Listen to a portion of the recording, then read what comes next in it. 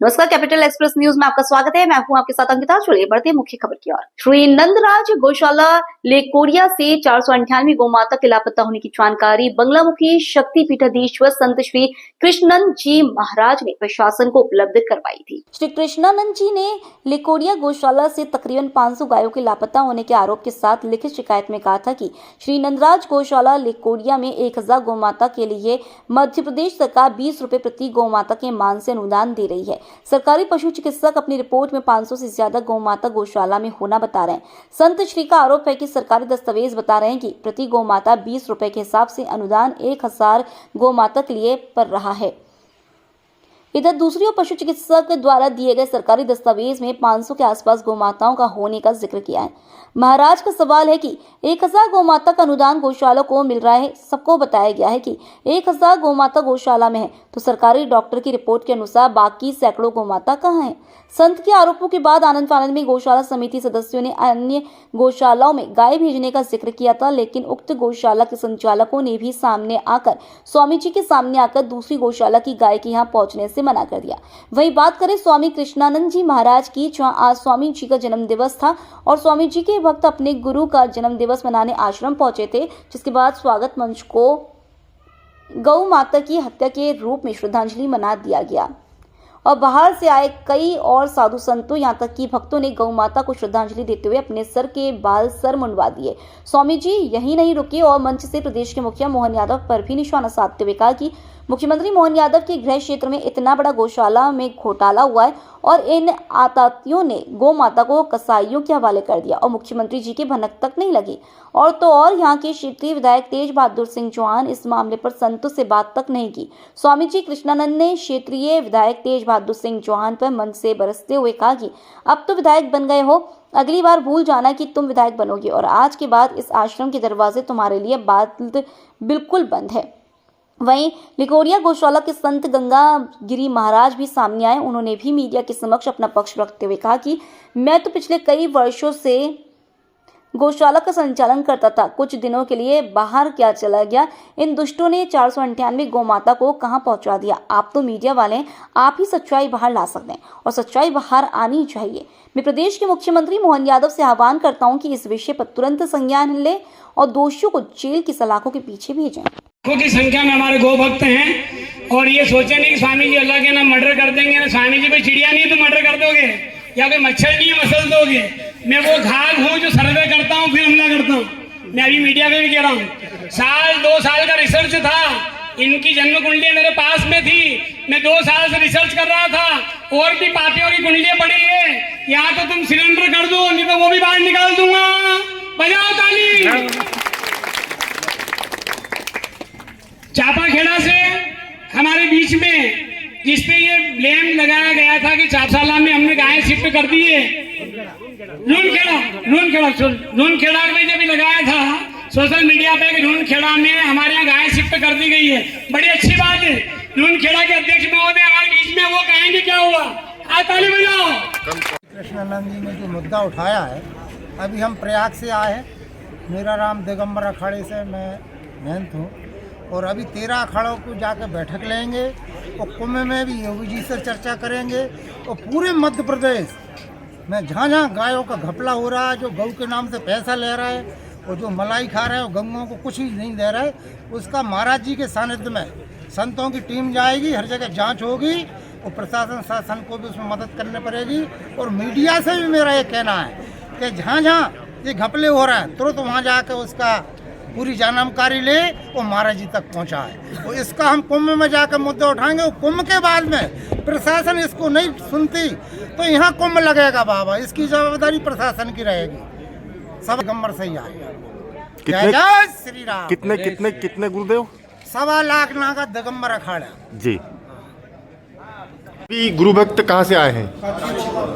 क्या आपको पता था कि आज गुरु जी के जन्मदिन पे गुरु जी ने इतना बड़ा आंदोलन छेड़ा है, उसके प्रति आपकी क्या सहानुभूति है? हम शुरू से गुरु जी से जुड़े हुए हैं, गौ सेवा के माध्यम से भी जुड़े हुए हैं और हम चाहते हैं कि जो हिंदुत्व के नाम पे जो पार्टी राजनीति कर रही है और अंतिम मुख बधिर होकर सुन रही है, एक सही आवाज़ उठाई जा रही है, उसके लिए भी प्रशासन कोई ध्यान नहीं दे रहा है। ऐसा ना हो कि कहाँ से आए सर?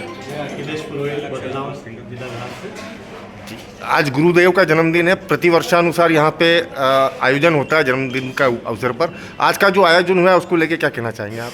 बहुत अच्छा आयोजन रहा और खासकर जो आक्रोश मैंने पहली बार देखा गुरु जी के चेहरे पे, जो गौ माता की था, जो स्वाभाविक भी है, गौ को अपन ने माता माना है और उस माता का शादी से कुछ अत्याचार होता है, तो शायद जो स्वामी जी के चेहरे पर मैंने पहली बार देखा है। 458 जो गाय लापता है उसकी जांच होना चाहिए कि नहीं, क्या कहना चाहेंगे प्रशासन को आप? होना चाहिए, जो भी उसमें आता है उनको सजा भी मिलना चाहिए यदि उन्होंने गलत किया है। कहाँ से आए आप? महिदपुर रोड से, वर्तमान में महिदपुर के सरपंच हूँ। अच्छा, आज गुरुदेव का जन्मदिन था। जी गुरुदेव का जन्मदिन प्रतिवर्ष शक्तिपीठ पे धूमधाम से मनाया जाता है, लेकिन आज जन्मदिन में कुछ अलग ही नज़ारा देखने को मिला। जी क्या क्या देखा आज आपने? जी जो लेकोड़िया गौशाला में जो हुआ है उसकी वजह से गुरुजी बहुत व्यथित थे। उनकी पीड़ा देखकर हमको भी ये लग रहा है कि भ्रष्टाचार की निष्पक्ष तरीके से जांच होनी चाहिए। अभी तक प्रशासन ने इस मामले में किसी भी प्रकार की जांच शुरू नहीं करी है। जी इसको लेकर प्रशासन पे आप क्या कहना चाहेंगे? जी हम प्रशासन से यही कहना चाहेंगे कि कहीं की भी गौशाला हो उसकी निष्पक्ष जांच होना बहुत ज़रूरी है, और गुरुदेव ने अगर ये मुद्दा उठाया है तो इसकी जांच निष्पक्ष होना ही चाहिए। आपके द्वारा 458 गायों का एक मामला उठा रखा है आपने। आपका ये आरोप है कि वहाँ की जो गौशाला है उनके द्वारा 458 गायों का कोई लेखा जोखा नहीं मिल रहा है। उसके संबंध में आज आपने आपके जन्मदिन के अवसर पर आज के कार्यक्रम को गौ माता को श्री चरणों में मतलब श्रद्धांजलि अर्पित करी है। क्या है पूरा वाक्य? देखिए ऐसा है, साहब बात ये नहीं है कि हमने जन्मदिन को समर्पित कर दिया। बात यह है कि हमने गाय के दूध को पी के हम इतने बड़े हुए। तो जब आदमी ऋणी रहता है तो वो ऋण उतारना ही चाहता है। मैं गौ माता का ऋणी हूँ, मैंने गाय का दूध पिया है, वो दूध को पी के मैं बड़ा हुआ हूँ। मैं आज ये सोचता हूँ कि मेरी 458 गौ माता के साथ क्या हुआ। गौ तस्करों के हाथ गई तो निश्चित है कि सुरक्षित तो है ही नहीं।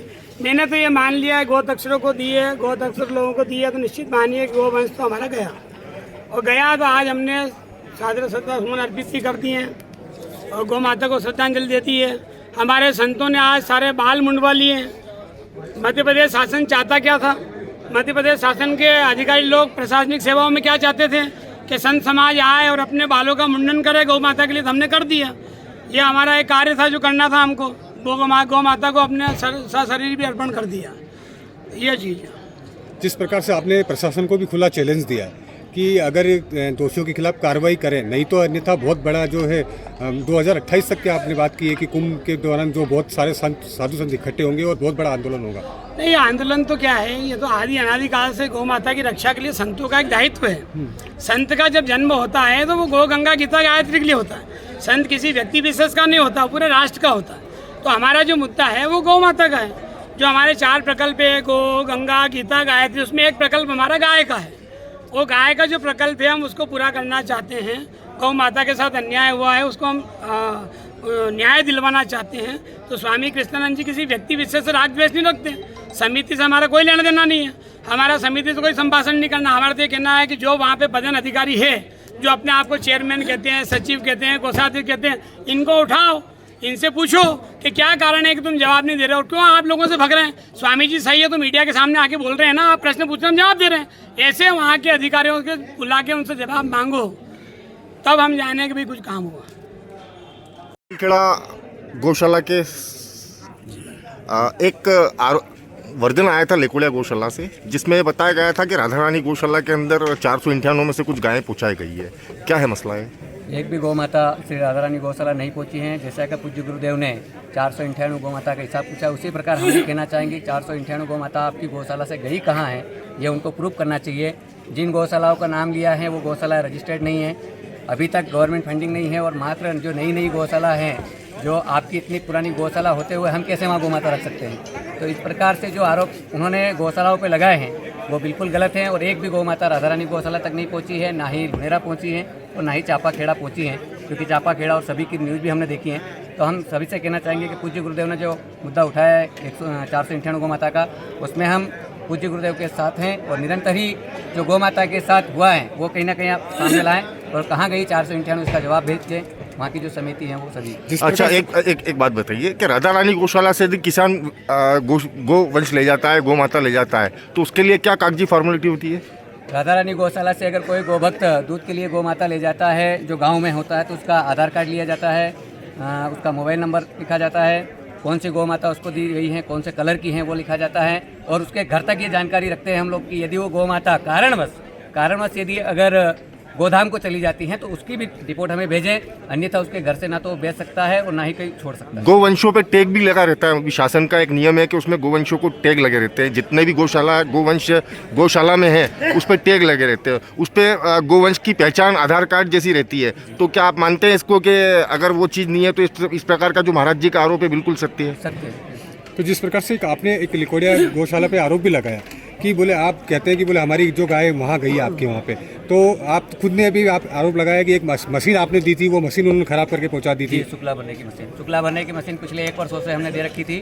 जब भी उनको जरूरत पड़ती थी कि हमने इसे कि गौ माता वहाँ पे भी है, माँ यहाँ पे भी है, माँ वहाँ पे भी है, तो हमारा जब काम हो जाता तो हमने वहाँ पे सहयोग के लिए दी थी कि ठीक है गौ माता का कार्य है। और अभी मुझे जब जरूरत पड़ी तो उन्होंने छोड़ी तक नहीं, मुझे भाड़ा लगाकर वहाँ से मशीन मंगाई गई और ये स्थिति है कि मशीन खराब स्थिति। जबलपुर विकास प्राधिकरण में 5 ठेकेदारों के द्वारा विभिन्न कंपनियों के फर्जी बिल लगाकर 37 करोड़ रुपए का भुगतान किए जाने के मामले में ईओडब्ल्यू ने 5 ठेकेदारों के विरुद्ध विभिन्न धाराओं के तहत मामला दर्ज किया है। जबलपुर विकास प्राधिकरण में 5 ठेकेदारों के द्वारा विभिन्न कंपनियों के फर्जी बिल लगाकर 37 करोड़ रुपए का भुगतान किए जाने के मामले में ईओडब्ल्यू ने 5 ठेकेदारों के विरुद्ध विभिन्न धाराओं के तहत मामला दर्ज किया है, जहां बताया जा रहा है कि ठेकेदारों ने इंडियन ऑयल सहित अन्य कंपनियों के लगाए थे फर्जी बिल, जिसमें 2 दर्जन से ज्यादा रोड के पैकेज में डामर के 100 से ज्यादा फर्जी लगाए थे।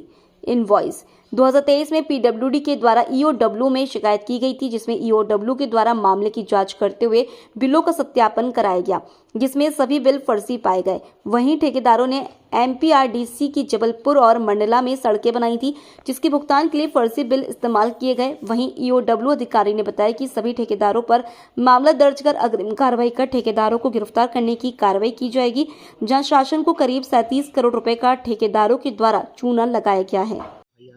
क्या है पूरा मामला सर? ये मध्य प्रदेश सड़क विकास प्राधिकरण का मामला है। महाकौशल के जो विभिन्न जिले हैं उस पर ठेकेदारों ने जो कार्य किया उस पर फर्जी बिटवीन बिल लगाया था। इस संबंध में शिकायत प्राप्त हुई थी। शिकायत की जांच की गई, बिलों का सत्यापन कराया गया आईओसीएल, एसपीसीएल, बीपीसीएल कंपनियों से, तो बिल उसमें फेक पाए गए। कंपनी ने बिल जारी नहीं किया है, उसी संबंध में प्रकरण पंजीबद्ध किया गया है। किन के खिलाफ मामला दर्ज? ये 5 ठेकेदार हैं, इसमें विश्व कुसुम इंफ्राटेक और वैष्णव associate, AD construction, Lal Bahadur Yadav और अब्दुल अजीज, टोटल 5 ठेकेदार। इन लोगों ने जो है किस चीज़ का घोटाला किया था? ये जो विटामिन का बिल लगाते हैं ये पूरे फेक बिल लगाए थे इन्होंने। कितने का था सर? करीब 37 करोड़। ये जो कंपनियां हैं ये किन के खिलाफ नाम दर्ज एफआईआर की गई है? नहीं, कंपनी है तो ऐसे जो ठेकेदार है ना उनके मैंने आपको 5 नाम बताया, वही 5 ठेकेदार हैं। जबलपुर के आधारताल थाना क्षेत्र के जयप्रकाश नगर से पहुंचे करीब 6 लोगों ने एसपी को शिकायत पत्र देते हुए गुहार लगाई है, जहां आए हुए पीड़ितों ने बताया कि उनकी कॉलोनी में रहने वाले संजीव श्रीवास्तव और निशा शर्मा के द्वारा शेयर ट्रेडिंग में इन्वेस्ट करने और 10% से अधिक लाभ दिए जाने का झांसा देते हुए उनसे करीब 30 लाख रुपए ले लिए। वहीं जब लाभ के रुपए और अपना मूलधन मांगा गया तो दोनों उनके दिए हुए रुपए वापस नहीं कर रहे हैं। वहीं अब मांगो तो गुंडे बदमाशों से जान से मारने की धमकियां दिलवाई जा रही है। वहीं पीड़ितों ने एसपी से न्याय की गुहार लगाते हुए कार्रवाई की मांग की है, जहां अतिरिक्त पुलिस अधीक्षक आनंद कलादगी के द्वारा मामले को लेकर आधारताल थाना सीएसपी को विवेचना कर कार्रवाई के निर्देश दिए हैं। आए हैं और क्या घटना हुई है आप लोग के साथ? जी, हम सब जयप्रकाश नगर के निवासी हैं और संजीव श्रीवास्तव और निशा श्रीवास्तव जो कि यहीं हमारे घर के ही आसपास रहते हैं, इन्होंने हमें प्रलोभन दिया कि आपका पैसा हम दुगना करके आपको वापस रिटर्न करेंगे, 10% का मुनाफा दिखाकर हमारे मूलधन की राशि का, जो कि अब वापस नहीं दे रहे हैं पैसे और हमें मतलब कॉल पर धमकी दिलवाते हैं दूसरों से कि अगर आप बार बार ऐसे टॉर्चर करेंगे हमें तो हम आपके साथ ये करेंगे, ऐसा करवा देंगे, वैसा करवा देंगे। और पैसे उन्होंने फरवरी मार्च लास्ट दिया है, उसके बाद से 1 साल से हमें ऐसे ही रोक कर रखा हुआ है और ना हमारे पैसे वापस करते हैं और हमारे सबके नंबर इन्होंने ब्लॉक करके रखे ताकि हम कॉल ना कर पाएँ, इनको कनेक्ट ना कर पाएँ कहीं पर। ये पैसे कैश लिए हैं या ऑनलाइन? कुछ कैश भी हैं, कुछ ऑनलाइन भी है। ऑनलाइन भी हैं, हर प्रकार से ट्रांजेक्शन अभी हुआ। आप लोग कहाँ हैं? अभी तो हम यहाँ एसपी ऑफिस में आए हुए थे उनकी कंप्लेन करने के लिए। क्या कहा सर ने?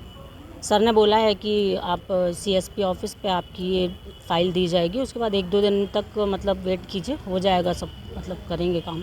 नाम बता दीजिए। नीलम तिवारी, आधारताल, जयप्रकाश नगर। सर एक हड़ताल थाना क्षेत्र से कुछ शिकायतकर्ता आए थे जिनके साथ शेयर ट्रेडिंग के नाम पर धोखाधड़ी हुई है, किस प्रकार का था? अभी आधारताल थाना क्षेत्र से 5 लोग आए थे शिकायतकर्ता लोग। उनका ये शिकायत था, स्टॉक मार्केट में आप पैसा डाल दीजिए मेरे थ्रू और उसके तरफ से मेरे तरफ से आपको 15-20% का रिटर्न मिलता रहेगा करके। इस ऐसे इन्होंने 2 लोगों ने उनको प्रलोभन दिए, 4-5 लोगों को। उस प्रलोभन में जाके उन लोगों ने कुछ पैसे दिया। शुरुआत में उन्होंने रिटर्न भी दिए थे कुछ अमाउंट। उसके बाद उन्होंने ज़्यादा अमाउंट उनमें डालने के बाद उनका रिटर्न भी नहीं दिया और उनका पैसा भी वापस नहीं किया है। ऐसा एक शिकायत मेरे पास आई है। उसके लिए जांच के लिए हमने डीएसपी आधारताल को हमने जांच के लिए दी है और जांच में क्या क्या तथ्य सामने आ जाएगा उसके हिसाब से उनके खिलाफ हम कार्रवाई करेंगे।